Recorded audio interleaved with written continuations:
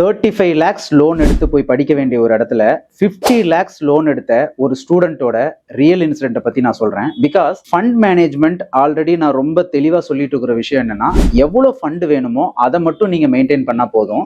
But ஒரு student அவர் ஆந்திரால proceed பண்ணியிருக்காரு. அவர் பண்ண ஒரு பெரிய தப்பு என்னன்னா, டோட்டலாவே அந்த கன்சல்டன்ட் கிட்ட எந்த ஒரு கொஸ்டினுமே கேட்காம ப்ரொசீட் பண்ணதுதான். அவங்க என்ன பண்ணிருக்காங்கன்னா, இவரோட ஃபீஸ் பிளஸ் அகாமடேஷன் மொத்தமாவே 35 lakhs இருந்தா போதும். பட் அவங்க 50 to 55 lakhs லோன் எடுத்து கொடுத்துருக்காங்க. இவ்வளோ லோன் எடுக்கிறனால மீதி இருக்கிற அந்த 20 lakhsக்கும் அந்த ஸ்டூடெண்ட் தான் இஎம்ஐ கட்டணும். ஸோ அப்போ அதோட பேர்டன் எவ்வளோ அதிகமாக இருக்கும்னு பாருங்க.